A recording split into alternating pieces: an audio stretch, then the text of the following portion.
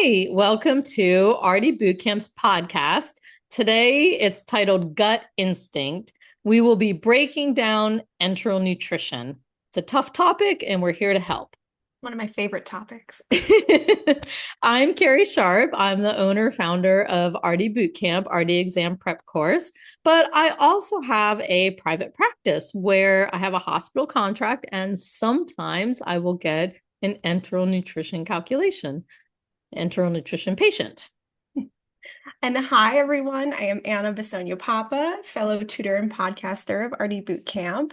In my career, I do a lot of enteral nutrition calculations, being that I work in an inpatient and very acute setting and have been in higher levels of care for the past couple of years. So enteral nutrition does not scare me. That's all I'm going to say as we start out here.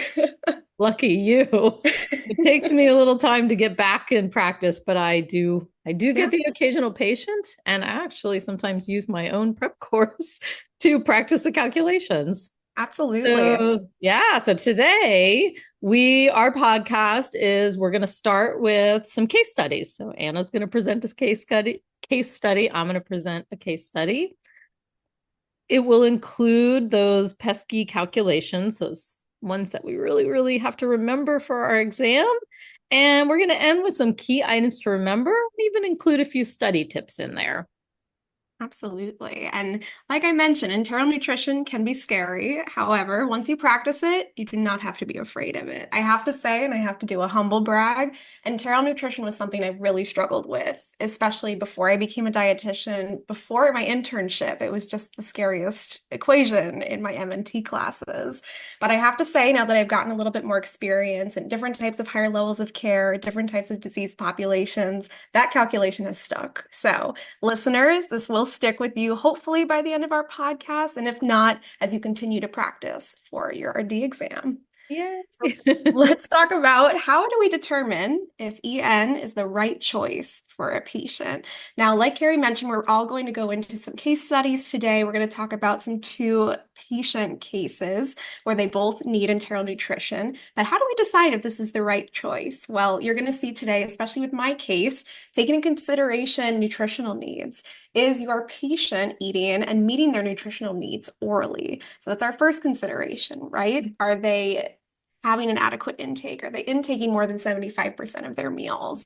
If you're noticing a patient's consistently declining in their intake, losing weight, this is when we start to think about nutrition support, especially if they have an illness, injury, inability to swallow. Enteral nutrition is going to be that efficient way that they're going to meet their needs.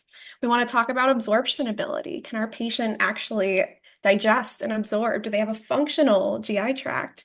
Kari, what is that typical saying that we do as dietitians? Oh, so glad I get to say this. If the gut works, use it. Absolutely. And that has stuck with me throughout my career. I have to say, I think that is something all of us dietitians take home. If the gut works, we use it. So Yes. absorption ability and also risk of aspiration. I'll probably go into detail as we go through the podcast, but I worked on a brain injury floor. We had a lot of patients come in with TBIs, a lot of patients on a speech unit. We see a lot of patients who work with speech pathologists demonstrate dysphagia, risk of aspiration. So this is when we want to start considering routes of feeding, right? And where we're placing our tubes. And then duration of need. As we go into our cases, how long are our patients going to need tube feeding? Are they reliant on it versus short-term feedings? So these are all things to start thinking of as we go into our cases. Yes. Yeah. Oh, how did you know? Okay, the first case study. How did you know your patient was even a candidate for enteral nutrition? Well, I logged on to my EMR and saw a consult from the doctor saying, your patient needs tube feeding. Please help. Oh, that's right. That's also that's usually how I know too. Somebody I get a referral and they say we need you to calculate tube feeding. Yep. Commonly, the doctors write that order, right, for a consult. Or to initiate tube feeding. That's where we come in. So most commonly, myself and the treatment team will decide on initiating tube feeding. So for our first case today, let me present a little bit of a complex case for you. When I was working on a general inpatient acute floor, we had a lot of patients in and out from the ICU. Most commonly, what I saw was renal patients. And with renal patients, we know there's a lot of complexities that come with each stage of renal disease, but also end-stage renal failure. So my first case today presents to you a patient who is a female at 34 years old.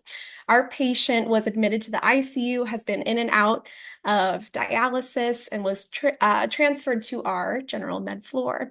Now, my patient had complexities including end-stage renal failure. So she had chronic kidney disease stage 5, as well as cardiovascular disease, anemia, and malnutrition. So our patient was struggling with a lot of different comorbidities. Yeah, she was incredibly, incredibly sick and very much so in pain, which is why she couldn't meet her needs orally. She could not eat throughout the day, given how much treatment she was receiving.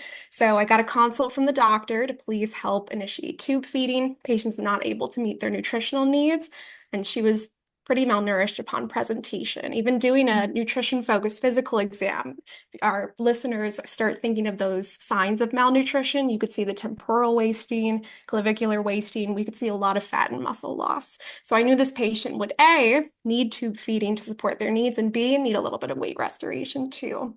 So when we think about our renal patients, already start to think, do kind of a brain dump in your own head of what do we need to take into consideration when we have patients who have renal disease, might be on dialysis, which this patient was. She was getting dialysis, I believe, 2 hours a day. She would get transferred from the unit to go to the dialysis center.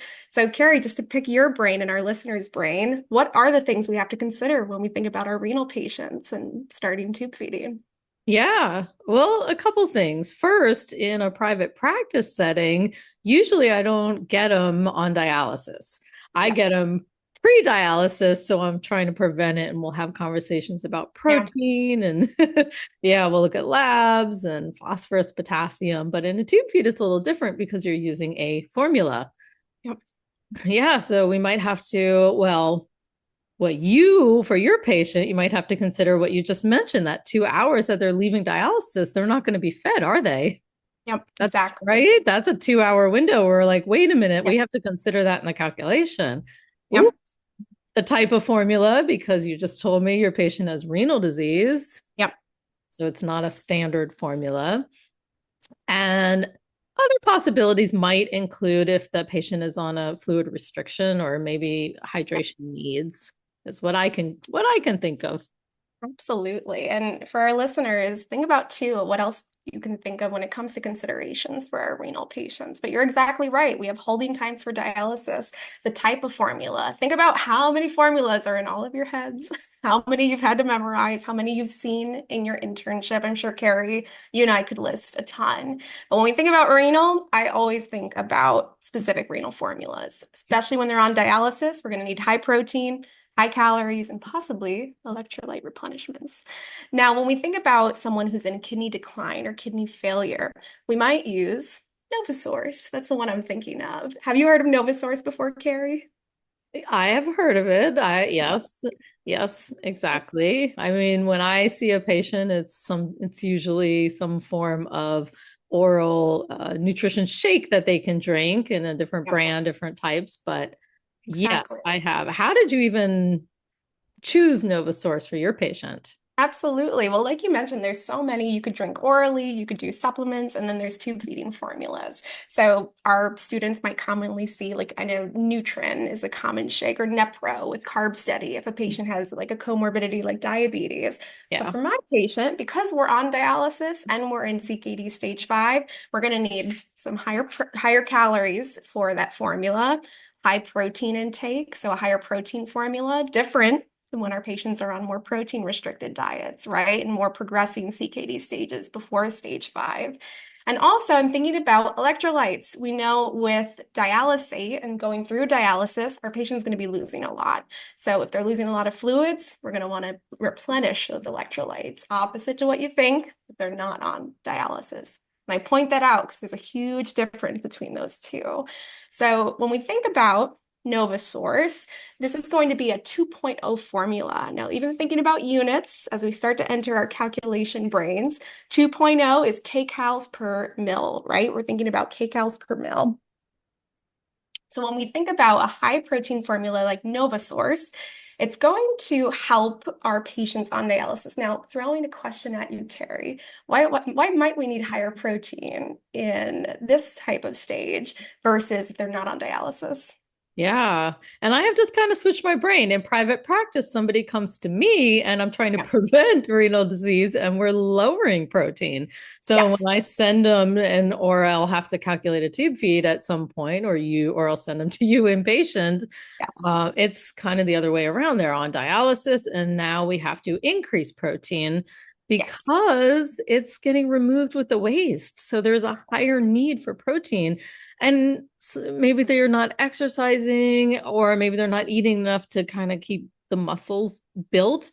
So Yep. it might even break down the muscles to get protein. Your body might break it down to get the protein it needs.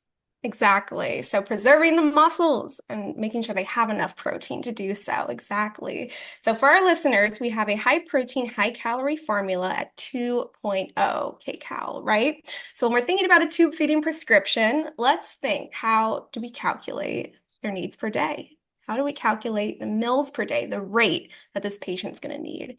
So my patient in particular, a 34-year-old female, she was about 100 pounds upon assessment, and Wow. she was about 65 inches, so about 5'5" So thinking about our BMI calculation just at first, listeners, as we start to calculate, what BMI classification would this fall under? Now, my favorite formula for BMI is pounds over inches squared times 703. Reason being, it's the one I could remember, the one I have memorized. There's two different ways to do BMI, but using this formula, pounds over inches squared times 703, you should have gotten a BMI 16.6. So think about what classifications would be for this patient. Now, throwing a question to our listeners, what are the caloric needs of a patient in end-stage renal failure on dialysis? You should have thought 30 to 35 kcals per kilogram. So now that we know that, we need to conduct a quick IBW calculation. So I set her ideal body weight to be 125 pounds at minimum, so she could receive adequate tube feeding, and our patient's going to need to weight restore a bit since she is underweight. So if we're using 125 pounds versus at 100 pounds, right? Thinking about patients' adequate needs, and our calories per kilogram are 30 to 35. What are her energy requirements? Now, for our listeners that are not commuting in cars right now, you can pause to do the calculations. If you're commuting in your car, please do not calculate and drive. Now, Kari, did you ever listen to study tapes, speaking of commuting, when you were going back and forth from work and studying for the RD exam? I did. I mean, when I was studying for the RD exam, I was commuting to my long-term care center Oh, rotation, and it was I'm in LA, so the highway was okay. basically yes, bumper to bumper. That already sounds terrible to It was me. awful. So I it was probably like 15 miles, but it took me an hour and a half. It was yeah. Well, So yeah, I understand that deeply. yes, but it was a great opportunity to listen to study materials. Yeah. I, some of them were very boring, and I had to kind of keep hitting rewind and starting over. And hopefully, you Yes. won't have to do that with our podcast. Yes. But but it was helpful to listen to this. So if you are all in a car, keep listening. But if you're on like a plane, a train, anything, what you can actually pause it and try and do some of the calculations. Oh, and we also have in our interactive course and our enteral nutrition on demand class, which is a real deep dive. There are tons of videos, calculation walkthroughs, and you can even listen to some of those while you're driving or sitting on a train or a plane. Absolutely. And what I do love about RD Boot Camp is we are engaging, right? We've got a little bit more fun and a little bit more silliness to us that I think does help the brain remember. Yes, Shamelessly plug that. it Now, is. And when we great talk graphic images. So we make it so it's absolutely. visual, very visual for you visual learners too. Absolutely. And that's why I think storytelling is fun too, right? It helps us really relate. Like we mentioned, whenever we talk about RD boot camp's purpose, right? We want to relate patient cases to RD exam success, what you might see on the exam, but making it real life applicable, right? Yeah. So going back to our real life patient, Yep. when we talked about our calculations for kcals per kilogram, we had 30 to 35 kcals per kilogram and 125 pounds as her IBW. So I calculated her needs to be roughly around 1,700 to 2,000 kcals. Now, being that she is struggling with malnutrition, we might want to start low and titrate as tolerated. So now that our patient, our 34-year-old female, needs 1,700 kcals per day, we're using NovaSource, which is a 2.0 formula. What should our patient's rate be? So if you're someone that needs more practice with your EN formulas, again, like Kari mentioned, we have great walkthroughs online, but this is also a great time to get out your calculators and practice for it yourself. How do we calculate rate? So let's take into consideration whether we want continuous, intermittent, or bolus. For our patient, I decided continuous since she wasn't able to meet her needs orally throughout the day. So we're going to do continuous, but Kari, what did we mention before that might affect whether it's 24 hours or something different? Ah, for a goal rate? Yeah, of course. Yes, That's exactly. right. So an RD exam test question could actually give you something where you're like, oh, it's not a 24-hour goal rate. Yep. It is now a minus 2 hours going to dialysis, 22-hour goal rate. Exactly. And that's definitely something to look out for, right? I think for nocturnal too, for any type of nocturnal feed, it could be 12 hours overnight, could be 8 hours, could be 9. So it's Yeah. definitely important to see when that tube feed's running. A question might pose a tube feed's running from a certain time to a certain time. So really look out for it. Might be continuous, it might be nocturnal, but that number could change. It's a good point too. Yeah. So I am going to go with 22 hours hold for Yeah. dialysis. I, So I just want to point out, like, yeah, actually on the test, if it just says continuous and it doesn't give you hours, I think we should probably assume 24 hours.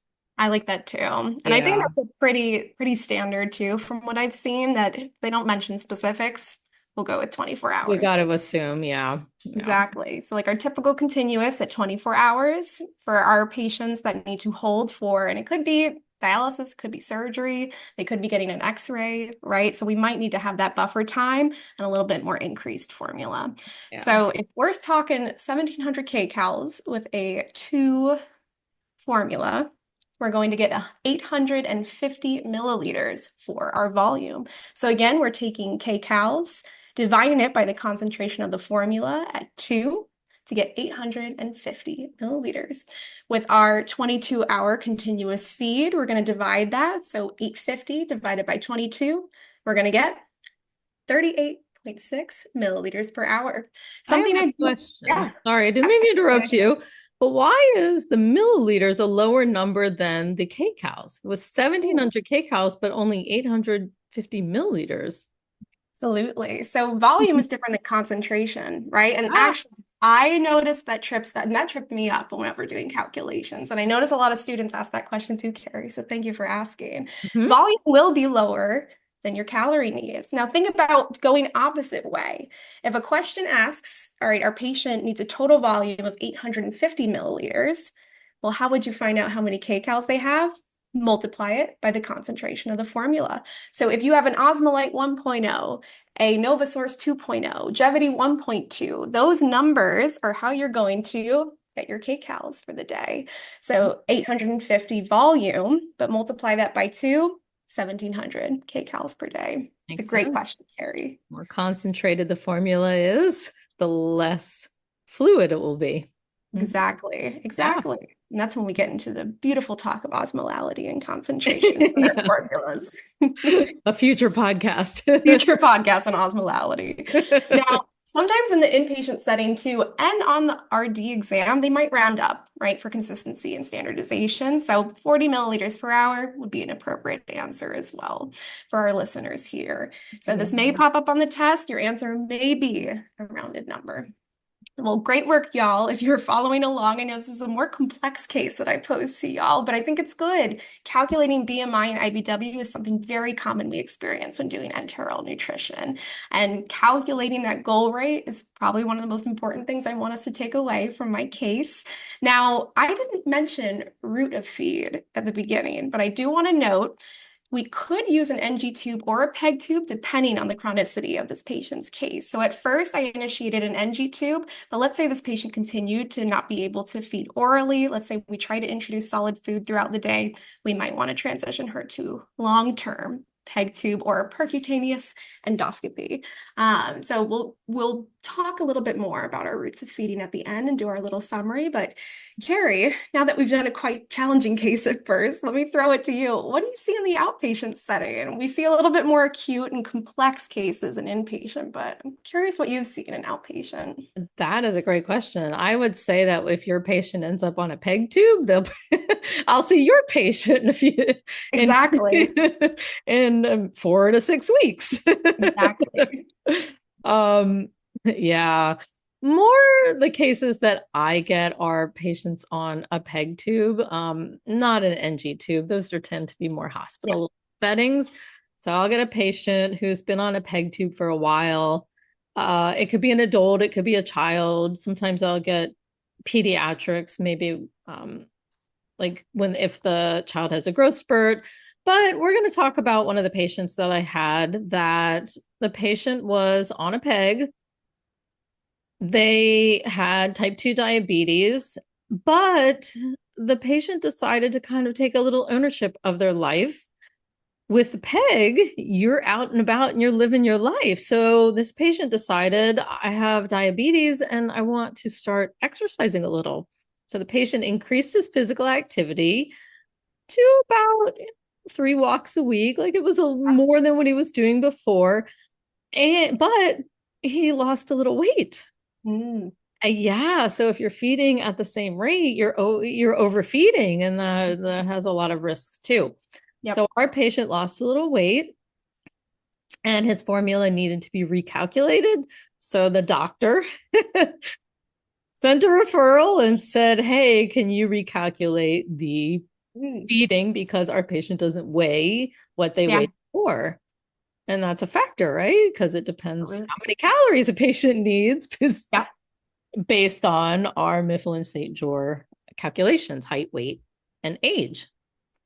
This patient was 45 years old, about 203 pounds at this point, and was 5 feet 11 inches, about 71 inches. I calculated it out. I just used Mifflin-St. Jean, and he needed about 2,050 kcals per day. So we're just going to use that as our standard. But if he decides to lose more weight or who knows what'll happen, we might do a recalculation. Yeah. He also has diabetes, so we have to pay attention to, right? What do we have to pay attention to? Carbohydrates. Oh, yes. We have to pay attention to carbohydrates in our feed and how he reacts to the carbohydrates. So yeah. My brain immediately flags when I hear disease state with EN. I always think, what's our formula? What are we monitoring? Two questions I always have. Oh, so my question to throw back at you is, can you guess what formula this patient was on? Oh, now when I think diabetes, and again, we're in two different settings, but I'm trying to think when our patients have transition outpatient, usually it's either diabetosource or Glucerna. So I'm going to throw those two out there. Yep, for the most part. Yep. The doctor or the patient came in already on Glucerna because he could tolerate it and was doing well. But if he couldn't tolerate it, yeah, you consider other formulas. Yeah. Glucerna is a more popular brand. For diabetes, it's carbs, low glycemic index for carbs. So that means it's a slow release of carbs. Exactly. It has protein, a little higher protein. It also has a decent amount of fiber. It helps with helps reduce sugar spikes. So yeah, Glucerna was the choice. So, but we ended up using Glucerna 1.2, and this was based on calculations. Like I had to spend time figuring out 1.2, 1.5. How concentrated should this patient's formula be? That's always fun. You spend all day like you calculate one and you're like, oh, I got to calculate the next one. Um, but what do you think? All right, I'm gonna throw this back at you. Why do you think I had to go with 1.2? What factor came into play? Well, I'm just thinking getting more calories for, and especially if this patient is doing more chronic feeds, right? They're at home, they're probably getting that peg tube. If we were thinking feeds in a peg tube, I'm thinking we want to be more concentrated. And the higher you go in a formula, like a 1.2 or a 1.5, the less volume you need. So that's what I'm thinking, Carrie. Am I on the right track? Yes, that's number one. Yes. The too much volume can really affect the gut, right? But Exactly. also, yeah, but also we have to calculate for water flushes. That's That's it. a that's an Oh, important yes. component. Yeah. Our students are so happy you mentioned water flushes. I know Yes. if I know my students well, we all love when water flushes come in, that beautiful additional step to our EN formula. Oh yeah, yeah, yeah. So we'll get to that. We're gonna start with just like the patient's caloric needs. Yep. Based on his caloric needs, step one is also figuring out how many milliliters the patient needs per day because we're figuring out our bolus feeds. So we know the patient needs 2,050 kcals per day. He's on a 1.2 formula. Let me see. All right, listeners, this is another pause moment. Is it a multiplication or a division at this point? Are we going higher or lower? Yes. That's always something to remember Yep. is this calculation, because what Anna said before, we're going calculators. Get your calculators out. We're going kcal to milliliters. So kcal to milliliters is always a lower number. Yep. Milliliters to kcals is always a higher number. So try and remember that on the test. If you end up with a higher or lower that you're not supposed to, then likely it was an incorrect calculation, right? Study tip. Very good tip. Yeah. So total kcals needed per day, which is 2,050. We are dividing by the 1.2 kcals per milliliter in the formula. And Mhm. believe it or not, we end up with 1,708.33 milliliters of glucerna, Okay. the glucerna 1.2. So Okay. 1,708 milliliters. We'll just kind of round it for this conversation. Yeah. Now you Yeah. said bolus feeds before, and listen, I'm one to love a bolus feed. I think they're an awesome tool. I've seen bolus feeds a lot, not only for our patients at home who have peg tubes, but especially in the inpatient setting. I've seen it used for traumatic brain injury patients who might be transitioning to solid foods. We want to help with those hunger and fullness cues. Bolus feeds are great for that. Even in my eating disorder practice, when we're trying to help patients still respond to their body's natural cues. Bolus feeds actually provide that like 3 to 4 hour buffer at minimum, right? To allow for stomach emptying and for your hunger to actually come in. Versus, I don't know if any of our students have heard patients report, but continuous, you kind of feel full all day. And with this patient, with this type of meals, I can imagine they might be full, especially with a higher osmolality, with a higher concentration of formula. So I'm on my bolus feed soapbox, but I'll step down and say I really love talking about bolus feeds because it's also helpful because you get to see kind of smaller numbers, right, of mils. Yeah. But think about they're almost like through syringes. So the patient's getting quite a bit of volume at first. So that's why it's always important when you're calculating bolus feeds to see what's most preferable for the patient and their feeding routine. So check it Yeah, out. and the lifestyle. I'll never forget Exactly. this commercial. It was a long time ago, and it was a man hiking, and it was and he stopped on the top of the mountain, and he took out a syringe and he fed himself Oh, through a wow. peg, and then he continued on. So yeah, a peg in my world, it allows people to go and live their lives and not be tied to an IV Yes. feeding drip, Oh, continuous drip with a pump. So I have yeah, to look up this commercial. it allows for this like having a lifestyle. It might have been a just a picture. I don't remember, but it was definitely something Incredible. that stuck in my head. So yes, so a peg allows for people to be mobile, to have a lifestyle. So if something comes up on the test where it says this patient was out and about, Yep. or yeah, then it's definitely a peg. I think that makes sense. And that's a really good kind of, what is it called? Association there. Think long-term PEG and think for lifestyle bolus feeds. Like even in long-term care, I feel, Kari, this could Yeah, happen. Bolus feeds in long-term care through PEG tubes. So absolutely. absolutely. Yeah, exactly. How do we know how many feeds per day? This patient was on 4. So to get our bolus feed calculation, we just divided it by 4. Sometimes it can be 5, but it depends on Yeah. the patient. Yeah, patient situation, how they can tolerate the feeds. Absolutely. Yeah, so we just divided 1708.33 divided by 4 to get 427 milliliters of glucerna per bolus. Now we're going to come back to those water flushes. If we're taking a syringe and squeezing it into a tube, there are some risks, right? What Oh, could yes. happen? Clogging. Yes. Tube clogging happens more often than you think, honestly.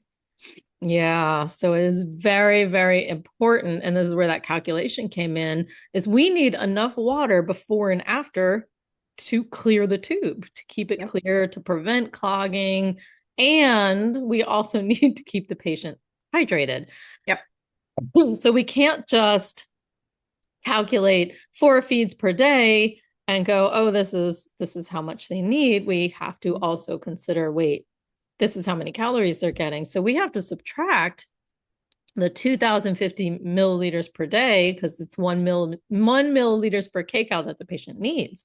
So we're missing actually about 342 milliliters of hydration. We There you don't want go. to dehydrate our patient. No. And that's what we took into account too with the 1.0 would have given us less, and Mhm. 1.5 we would have had to put a lot of water in. So what can a patient tolerate? So that comes into play too when we're doing bolus feedings. Very important. It's a hard And balance for sure. yeah, exactly. So the patient needed 342 milliliters around. We can kind of round up and down with Yes. this one, divided by 4, and it ended up to be, but on the test, sometimes accuracy is key. Yep. Sometimes they round. So I kept it pretty accurate just because on the test, you never know. Yeah. Ended up to be 85.5 milliliters per water flush. Okay. That way, it was around 42, 43 milliliters before and after. And you want somewhere between 40 to 60, I think, something like that. Yeah. Yeah, milliliters of water before and after. Yeah. That 40 mil stands out to me as like that most basic standard. Absolutely. And Yeah. you do see this commonly, and this might pop up on the exam. So I think this is a good practice for water flushes in particular. Free water is a whole other thing we'll get into. But I think practicing water flushes can also be helpful. It may pop up on your exam. You never know. Yes, it's very likely. Very likely.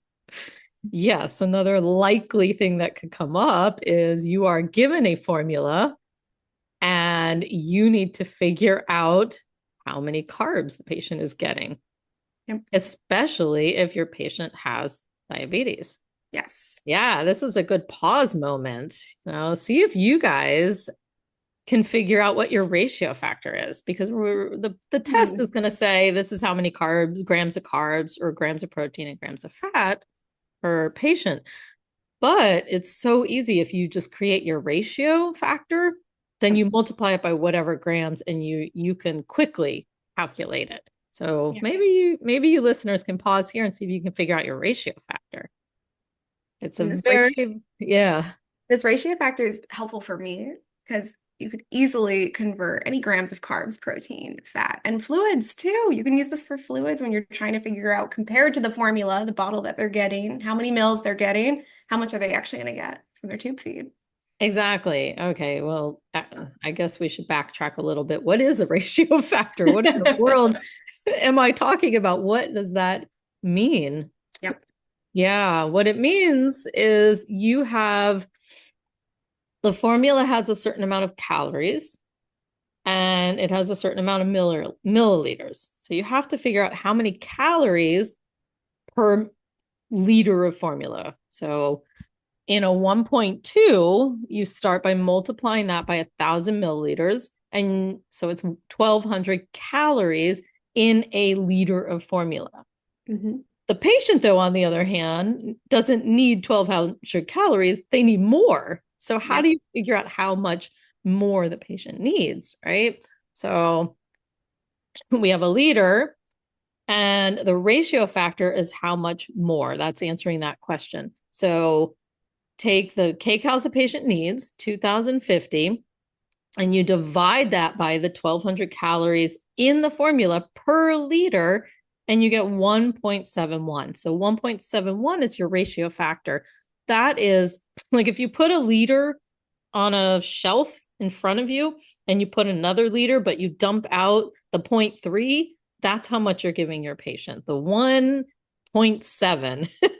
And so that 1.7 liters, if you can just visualize it that way, then you're multiplying that by how many grams of carbs, grams of fat, and grams of protein, because you're just basically showing the increase of how much you're giving your patient versus how much is just in that 1 liter that you see. So 1 and then the 0.7. I hope that was I hope that was clarity for you. I Yeah. think it's helpful to explain because I mean, even when you hear like this is something you might practice for your calculations, but knowing why and how it's used, I think is so important, right? So, like Kari mentioned, you're taking how much more the patient's getting compared to the standard for the formula. So, I think that was a great explanation. Yeah, and you made a really, really good point. The reason why we are going through these case studies is to help you understand. When you understand a situation, when you understand this information and a test question pops up, it is not just a memorization of something. It's, oh, yeah, I understand this concept. I remember this patient, I remember this case study, and you can apply it to Yeah. whatever the question is asking. And that is very, very crucial.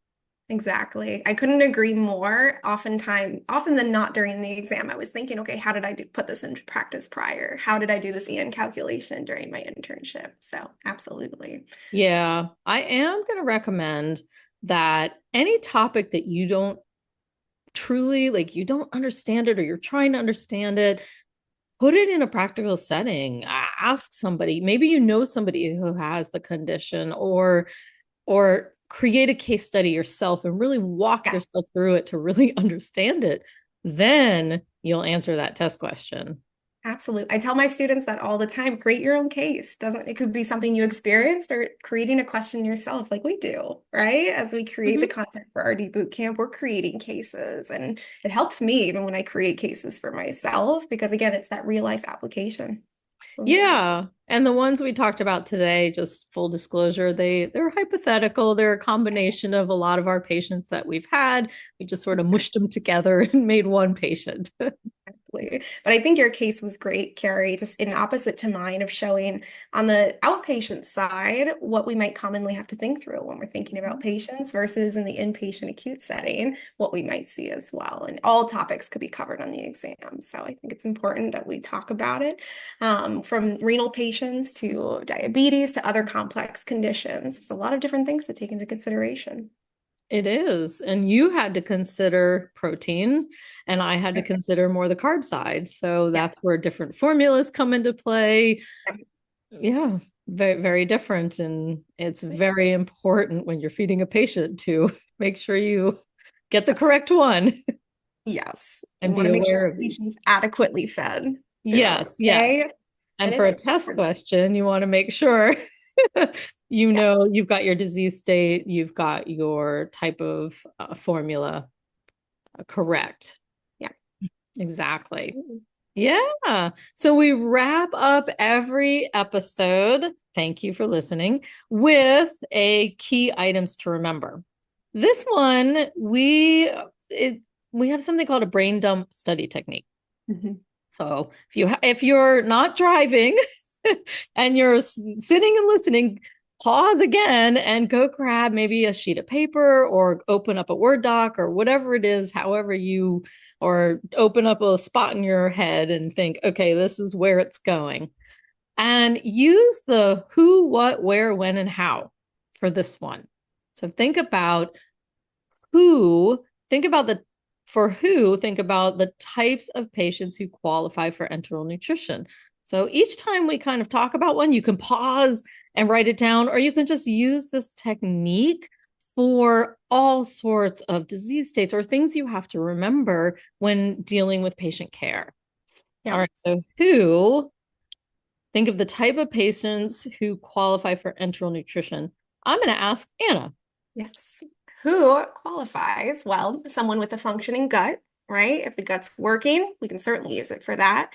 Additionally, if they're not able to meet their nutritional needs orally, right? So if your patient, again, is having less than 50%, 25% of meals Right. consistently, overall intake is poor, we might initiate tube feeding for that support. They also might have difficulty swallowing as well, neurological impairments, other mechanical obstructions that are important to consider.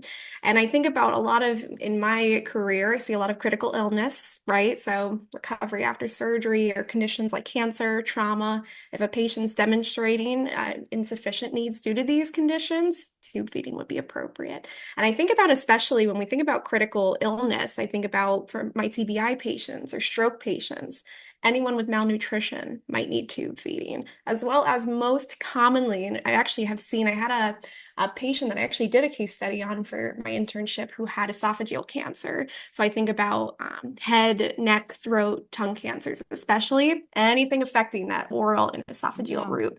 Definitely might need tube feeding for. So that's our who. Now, Kari, to throw it back to you, what types of formulas can we use and those calculations of formula? Yeah. And that is depending on who. Like big time, who are Yep. we feeding? Do they need a standard typical formula because they don't have any disease states? Maybe they have renal disease or diabetes and we need a disease specific formula. Yes. Maybe they have trouble digesting foods or they have Mm. intolerances or allergies, anything, all sorts of things. We Yep. might have to go more towards an elemental formula. Yep. And then the high protein, high calorie formulas, or even high fiber come into play in a lot of the different variations. Absolutely. Yeah, exactly. And when, okay, who, what, when is the feed delivered? Yes. When we think about goal rates, when is it 24 hours a day, 22 for our continuous? Is it an intermittent or a nocturnal feeding? Think about for your patients that might be able to eat during the day, but can't meet those needs fully. Nocturnal tube feeds can be a great point of feed, right? So if you think about 12 hours overnight, 8 hours overnight, whatever you feel is most appropriate for your patient, that could be a nocturnal tube feed. Now, think about bolus, like Kari mentioned. Is it 4 times, 5 times, 6 times a day that they're getting bolus feeds? When? Depends on whether it's continuous, intermittent, or bolus. So these are our three types of feedings we'll commonly see, especially on the RD exam. And Yes. so we've done when. Now, where are these types of tubes placed, Kari? Ah, now this, wow, it depends on who, what, and where, apparently. True. Yes. In the hospital setting, you find a lot of the NG. So NG is naso, right from the nose, gastric to the stomach. Yep. NJ bypasses the stomach and goes, oh, the jejunum. How the names of our intestines are just bizarre. Yeah, so I'm hoping I'm pronouncing it correctly, but the nose to the jejunum, sometimes we have to bypass the stomach for many reasons. Yep. Now that leads us to the PEG, which is the percut. Oh gosh, Anna, you. Percutaneous endoscopic gastrostomy. And you know what? Now that I think about it, I did not pronounce it right earlier. I think I said percutaneous and endoscopy. So it's I don't know. percutaneous endoscopic gastrostomy for our One of folks. the beautiful things is if you forget how to pronounce it and you really focus on pronouncing it, then you never forget it. Like the microorganisms, I have because I focused so much on pronouncing them when I was Yeah, working on them, I will never forget that. true. So, yes, so the PEG tube is more long term use. and it goes right into the stomach. And think of ambulatory people that live lifestyles. They're not technically not hanging out in the hospital. And then Yep. the J tube, I'm sorry. Jejunostomy. Jeez. Jejunostomy. Now that's the advantage of working in a hospital because you have to say it a lot. That's And true. all I have to do is, oh, a peg tube. Let me help you recalculate it. Otherwise known as the J tube for Yeah. simplicity. So advantages, I don't have to remember the pronunciations of these. Yes. But those are also for they're out and about, but they might have issues with the gastric motility or they Yep. might have a risk for aspiration. Yep. Remember that for your test. Why do you use a peg over, or I mean, a J tube over a peg? Why Yep. are we bypassing the stomach? But when the gut works, use it. We're still using the gut. We're just Yep. bypassing the stomach itself. Ah, Exactly. yeah. Now, the how is an interesting one. We want to know how are you going to remember all this for your test? Aside Yes. from, hopping onto our interactive course or our enteral nutrition on-demand class and practicing more. Yes. How? Let's talk study tips. Woo, How?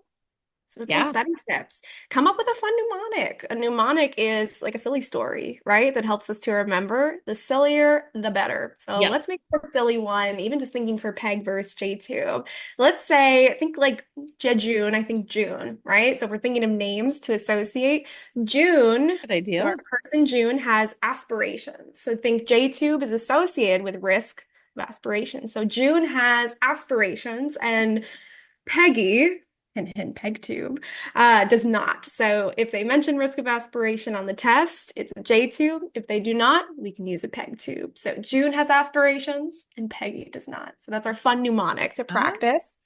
As well as another study tip I can think of is use the ratio method, like Kari mentioned. The ratio mm. method is incredibly helpful for, especially for quick and easy calculations, quickly converting to what the patient's actually receiving versus what the formula is providing. So use that ratio method. Now, Kari, what is that ratio method again, as we wrap up for our listeners? Yeah, I know math is more my thing. So I got this.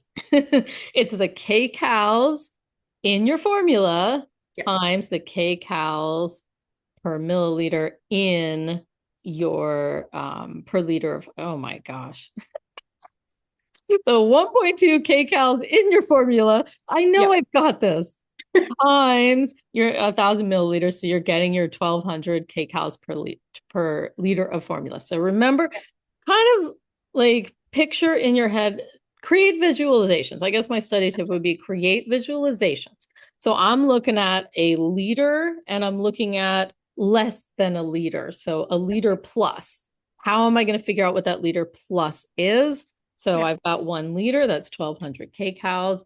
And then my patient needs 2,050. So Yep. 2,050 divided by the 1,200 gives me that ratio factor of 1.7. Well, 1.71, but we'll just write 1.7. So visualize 1 liter, visualize 0.7, and then you multiply that by the grams of your carbs, fat, protein. So the ratio factor is because you need more than 1 liter. Sometimes you need less. I've done calculations where it was like 0.9, and I'm like, is that correct? And it's, yeah. Exactly. Sometimes Yep. a patient is like a little tiny person or a kid and they don't need as Yep. much. So you never know. Yeah. Well, thank you for listening. We are so excited to have you guys as students. If you have any topics that you want us to walk through, discuss, crack jokes about, we will love it. Put it in the comments or go to rdbootcamp.com. Yep. We have a contact form or a phone number. You can reach out. Let us know. We're here to help you study for the RD exam. Yes. We also have a fully interactive prep course for you that has entertaining scenarios, scenario-based videos, very similar to what we have talked about in our podcast, but we have really fun videos that you can watch too, or you can just listen to them while you're driving if you want. You don't have to watch the video. And we have calculation walkthrough videos with great worksheets, instructor-led on-demand classes in the interactive course and on-demand classes. I mean, we have so much. I could keep going. Flashcards, but we also have a lot of practice exams because I know you guys will need Yes. that too. So thank you everybody for Thank listening you. and happy studying. Happy studying. Bye. Bye.